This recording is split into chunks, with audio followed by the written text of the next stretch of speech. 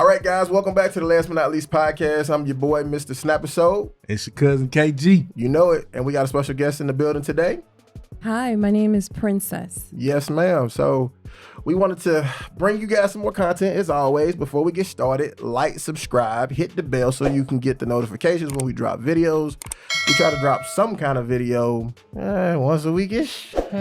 Don't y'all hold me to it, because I'm the one doing the editing. I'm going to hold him. You got to be a man of your word now. Hey, that's why I ain't giving got y'all. That's exactly why I ain't giving my word right now. I'm going to hold him to it. I got you. So that being said, earlier this week, I got on social media and I said, you know what I'm saying, I personally don't believe that single mothers should be celebrated. And I asked the question, do you believe single mothers should be celebrated? ? What are you guys' thoughts on celebrating a single mother? What do you think that entails? That's one of you. Oh. I'm not a mother. Well, so I can't. I can definitely testify as a single mother of 2 females that I don't think it's something that needs to be celebrated or glorified. Let's put it in those terms. Yeah. Because I noticed that a lot of people or media are now trying to say that it's okay or it's acceptable to bring an innocent life into the world, raise this life, and think you should take on 100% gratification of it. You didn't do this on your own. You don't want to do this on your own, and you will not do this on your own. So to me, it should not be glorified, let alone celebrated. I agree. And I think a lot of people, like my responses that I was getting, it was like, of course it should be celebrated. My argument is that what can you celebrate that you don't promote? You know what I'm saying? Like those things are like hand in hand. Like, so for instance, people celebrate Christmas. In turn, you're celebrating Christmas. You got lights, you got Santa, you decorate and all this other stuff. I think that if you get to a point where you have to raise your kids by yourself and you do so successfully, I think you should be acknowledged. You know what I'm saying? Maybe, you know, people should go out their way to say how much they appreciate the job that you've done, et cetera, et cetera. I don't know if that would cause for like open celebration, because I think what that does, it encourages younger people to want to take that same path when it's not necessarily necessary. If that's something that you can avoid so by all means, because raising kids is hard. And then when you look at the statistics will tell you 80% of the people that are in prison come from single parent households where the mom is the head of the household. That's not to say that women aren't trying to raise their kids, but there are certain components of life I don't believe that women are equipped to give to, especially like a son. You know what I'm saying? Because yes, absolutely. We live in a different world as men and women. You know what I'm saying? So if I get pulled over, I'm getting a ticket. You get pulled over, you do a little crying. You know what I'm saying? Officer, I'm so sorry. And then bat my eyes. Bat your eyes and stuff like that. Warning. Yeah, you know what I'm saying? I'm writing a ticket. You writing the tickets. I'm doing my job. No. Thank God he don't work for the police. It's interesting that you're bringing this up. My daughter, the youngest one, she just turned 11 and she goes to aftercare. So she was playing with this girl and she noticed how she was drawing a picture of her mom and the mom is pregnant. And the girl tells my daughter, you know, when I grow up, I'm going to be like my mom. I'm going to have babies. I'm going to make sure I get the bag. And my daughter was like, wait, what do you mean? You don't want to be married? You don't want your child's father in your life? She's like, no, I don't need it. My daughter was like, and to take in mind, she's a kid. She's like, please believe me. You don't want to do this on your own. She's like, you know what? To be honest, I can't explain it to you because I'm too young. I don't really think you'll understand it. But when we get to that point, you really don't want to do it on your own. You're going to need not only that man, but you're going to need that whole family from that man to be there for you. Yeah. You're going to need that whole family from your mom. So don't get this illusion that you could do this on your own. You don't understand the backstory of what your mom does. Like, where's your mom now? She's at work. She's not with us. But you want that? That's what you aspire for? Yeah, and that, you know what? That's part of our pulp culture. Like, you know what I'm saying? Like, you see it. Like, I want to say I seen like a little TikTok just the other day where you had Megan Thee Stallion. She's on stage. It said, you at 20 versus you at 40. So it had a picture of Megan Thee Stallion. And she said, I don't need no man. You know what I'm saying? Like, I want a man, but I don't need no man. And then it cuts to Taraji P. Henson who was at an award show, she was just like, black men come back to us. We need you. And just to let you niggas know, we don't need y'all. We want y'all, but we don't need you. 20 years later. Our black men, we want all y'all back.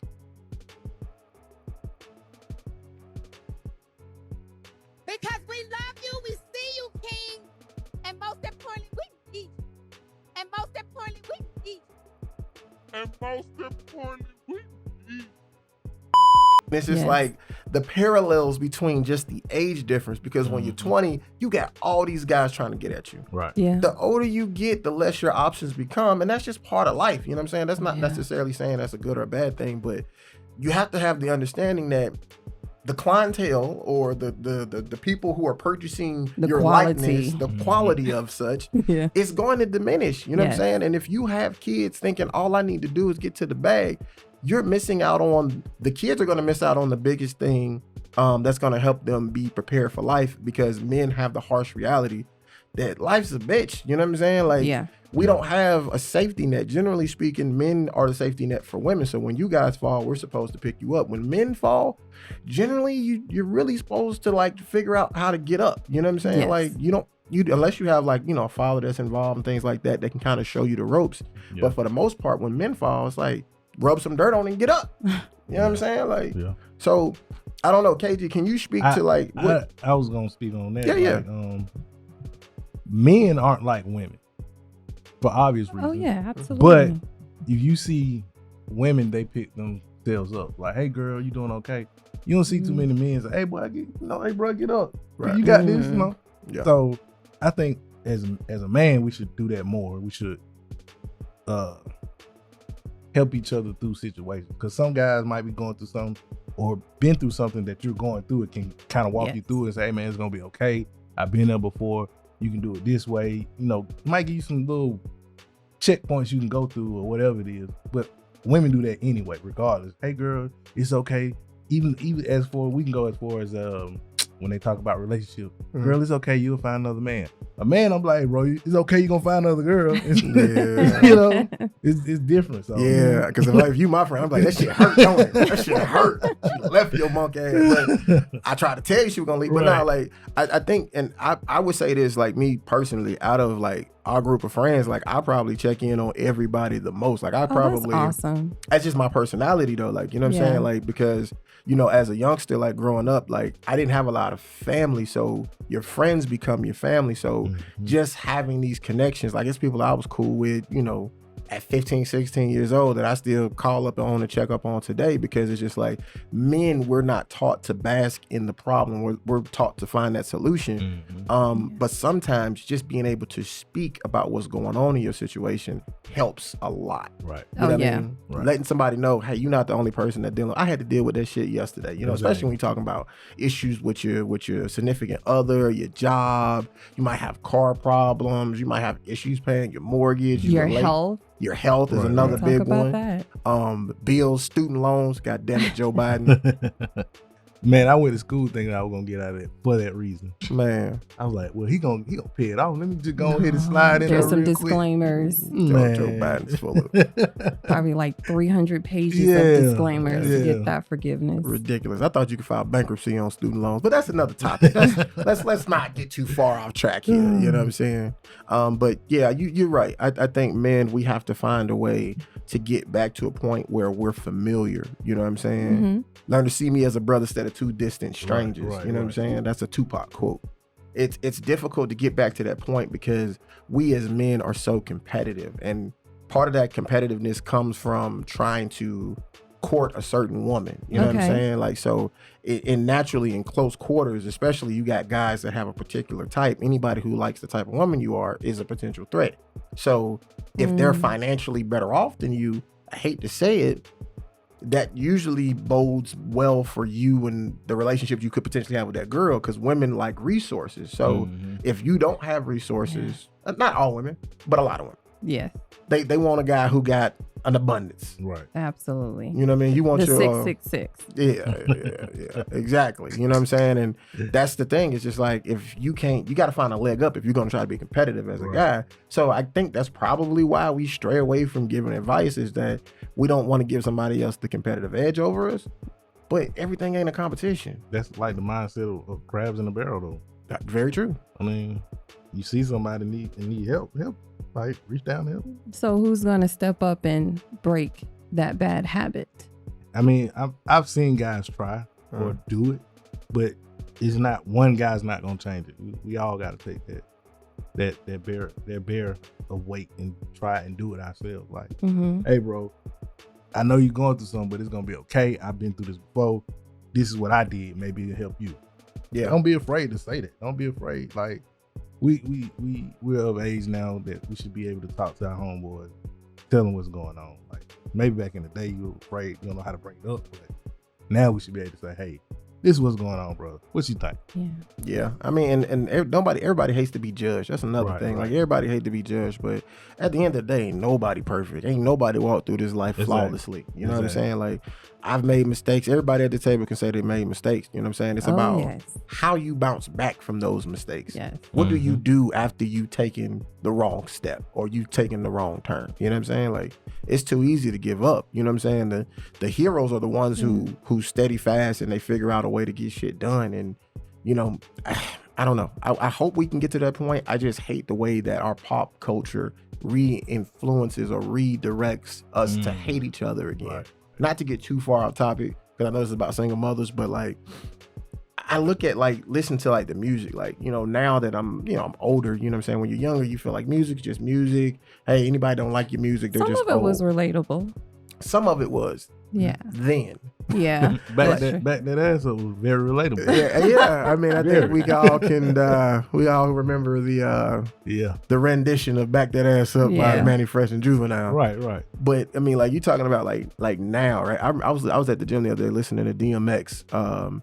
He was doing a song about his grandma, and it's like you hear the struggle, the pain in his voice. Like you can hear some of the lifelong lessons, you know what I'm saying, that his grandma taught, like, where it was just like, I can relate to that, you know what I'm saying? Now I don't feel like music much relatable. It's about being boisterous, being braggadocious, having sex with somebody else's girl and spending money that, you know, is irresponsible. Yeah. You know what I mean? So I don't know. I'm an old head in that sense. I've always been like, you know, 70s, 80s, you know what I mean? Like that's my zone. Like 70s too. You put on the Gap band, nigga, you lost him. Oh, wow. You really went back. Charlie Wilson? Wow. Yeah. What? Yeah. Okay. What? Yeah. All right.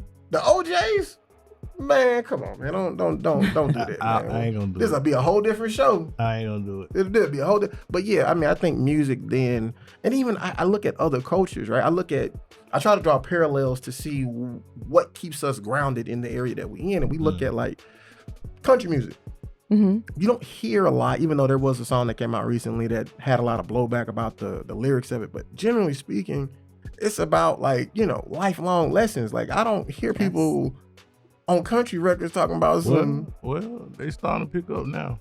I just seen Boosie was on one. Kevin Gates was on one. Wait, he was on one what? On a country song. It was a country. Really? Yeah. Literally, it was a country song. Are you able to search that song? I can. I can. I don't know the name of it. Yeah, I don't know the name of it, but the song that Boosie was on is not out yet. He just previewed it on his IG channel. Oh, okay. And the song that Kevin Gates was in, I think it was a video. He was like riding in the car or whatever. Interesting. But you do have a valid point about men coming together collectively, because it has to start with men in order for the respect to come back from women. Yeah. Yeah. We can't have respect for you if you don't respect yourself and respect each other as a man. Right. And I don't know how it got to the point where women like to say, we don't need a man. I want him, I can have him, but I don't need him. I had to really sit down and try to figure out, like, where did it come from? And it's interesting, like, I had a friend who was kind of just confiding to me about the drama or the issues he was having with his baby's mother. And I realized, it's like, you know what, the worst female that you can ever commit to is that one woman who is that traumatized little girl that has never healed. And what I mean by that is she was that little girl who didn't have that male figure in her life, or she did have that male figure. That male figure did something to devastate her, traumatize her, bring her down, and take away her innocence, take away her spirit. And since then, she's never been able to process or move on from that. So she's always building up this facade of, I can't trust a man. Because if a man did this to me at 3 or 4, or at a baby, leave me alone, abandon me, hurt me, who are you? You're not anything to me. You're not my father. You're not my uncle. Right. You're a complete stranger. So I'm supposed to trust you now? Of course not. Matter of fact, I don't need you. I'm going to move on, get the money, manipulate you to get a baby, get 2 or 3 babies. I just want your child support. I honestly don't want you, because no telling what you're going to do to my children.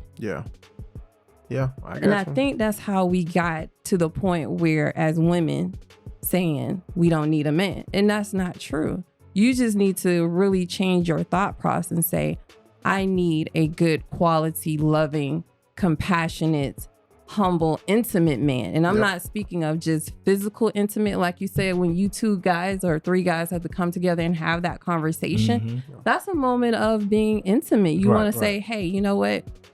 For some reason, my chest hurt. You don't tell that to everybody and anybody. You confide with your guys, and your guys like, oh yeah, go to the doctor. Matter of fact, see this doctor.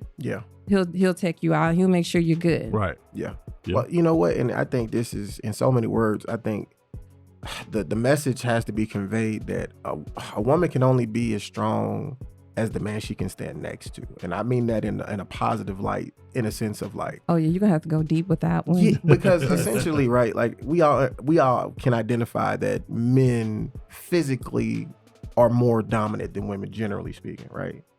We agree on that? Is that something? Men are stronger than women physically? We good with that? You can say that. People at home, we good with that? I gotta make sure everybody on the same page, right? So when you're talking about the food chain, right? Okay. Obviously, women can't go up against men. So if we're talking about the black species in itself, right? The top of the food chain would be the man, because he's the strongest. Not to say that he's smarter, but he's stronger than the women. So he should be able to protect the women that he's overseeing. No different than like in the lions, like when you have like the male lion who's the alpha male, he has to be the strongest, and the woman who would be revered would be the one who could lock down the man who is the strongest, or the one who has the most status. But it's the female lions that go hunt. They do. Because he a boss. I can't be hunting I can't be hunting. Can't be out here tackling deer and stuff like that. I got to make appearances. You know what I mean? But women are very strategic. They hunt in packs, and they're very efficient at it. So I think there are yin and yangs to what you guys are good at opposed to what we're good at. But we have to be able to understand that there's a natural hierarchy that exists between men and women. Not to say that one is bad or better, but it exists because we have these differences in our DNA, in our build, and it would be naive to go against what you were giving naturally just because you believe society has evolved. Society can evolve all it wants to, but by the time you have a little boy, for those ladies at home who are watching this, by the time your son's about 14, 15 years old, he's probably stronger than you. Sometimes 12.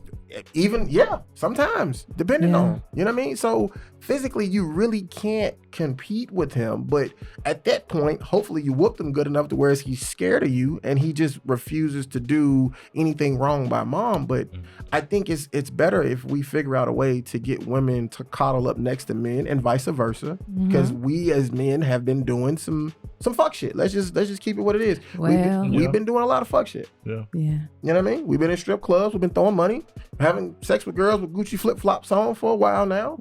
And that's all good and gravy. But at some point in time, we got to look at the kids that are becoming a product of these mentalities that we got. Like, you know what I'm saying? I'm all about the kids. Like, I give a damn what adults do in their life because you went through your life. You should have learned the lessons at this point. Yeah. You know, if you want to change it, I'm more than willing to have a conversation with you. But if you don't want to change, I can't make you change yourself. But kids are the ones that have, you know, the world open to them. They don't know fire's hot. Very impressionable. They're sponges, you know what I'm saying? So I look at my son now and it's like, I got to dial back cussing, and cussing is my shit. And I'm like, he copies everything that you say. Yes. Right. So I got to be mindful of that. Not just what I say, but what I do, how I treat people. Yeah. You know what I'm saying? Like if somebody homeless walk up to you and I got my son with me, my initial reaction is to ignore the nigga. You know what I mean? But I don't want my son to not be compassionate, so I have to be mindful of that. You know what I'm saying? And just be like, sir, I understand you're in a predicament, but at this time, I don't have any change for you. But do you realize that when you step out, you are not only a representation for your son, but you're a representation for every son. Yeah. For every man before you that are here with you and even after you. So you definitely have to govern yourself accordingly. Yeah, I agree. I agree with that. Yeah, I agree with that. So I mean, like, so KG, like, he's kidless, and not to put his business out there on the street. He ain't got no kids. What do you aspire to be as a father? Like, obviously, like, that's something that would have to manifest itself. Do you even want to have kids? Yeah, I want to have kids. Do? Okay. Yeah, we talked about this on one of our episodes. So. He said he want to dump some dick, so he gotta. That's what he said. Okay, ladies, you got one that's potential. No baby mama drama. That's what he said. You said what I want to be like. Like, what kind of father? What kind of father you would be? Yeah. If y'all have seen House Party, I want to be that dad. I'm gonna whoop your Lord. ass. That's too if far you are back. 11, no, it is. It might be for some. Yeah. No, I'm just playing. I want to be I want to be the cool dad. I'm gonna be stern, but my kids will be able to come to me and talk to me about anything. Yeah. Like, man, my dad gonna be mad, but I still gotta tell them this what's going on. And you know, be able to show them something, be able to learn. You know, they can learn from me. I can learn. I can obviously learn from them because generations gonna change everything. Once I have kids, it's stuff I'm not gonna know that they're gonna teach me, and stuff I know that I'm gonna teach them. Yeah. So I just want to awesome. be, you know, that's kind of how I want to go.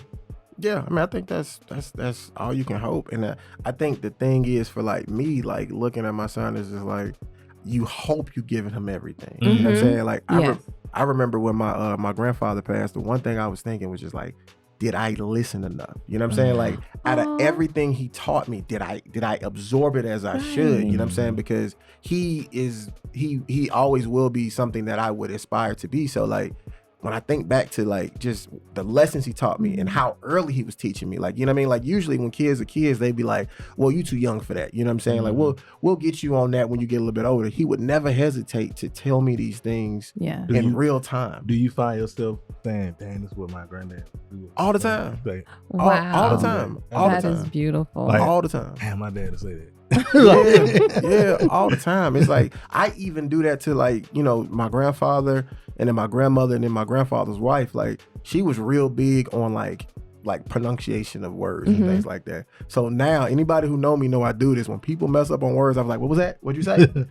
Not because it's something I did, because that's how I was growing up. Every time I said something, I pronounced something the wrong way, I was always corrected in that. And I appreciate that now that I'm older and you get in certain rooms that aren't familiar with our culture, you're able to articulate yourself and people can actually relate to you, opposed to thinking, oh, well, he doesn't know what he's doing because he's black or he comes from here. You know, it's education and communication is such a pivotal point of what we do as humans, and it's almost like paramount for kids to understand that and to be able to not only speak to your contemporaries but people who never travel into your world. How do you get them to understand what point of view you have? You know, so yeah, that's good. I do got this country song. Let me see what they're talking about. Uh-oh.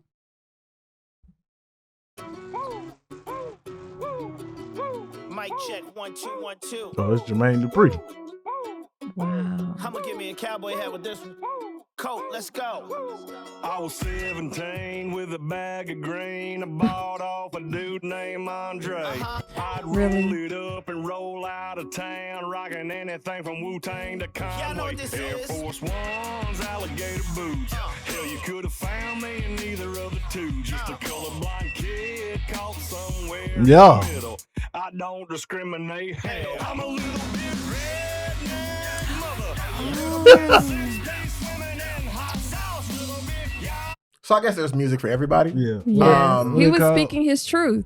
Cope Ford Hood. Okay. He was speaking his truth. He was speaking something for sure. He was telling me what he is. Yes. Hey, What he's power, going through. more power to him.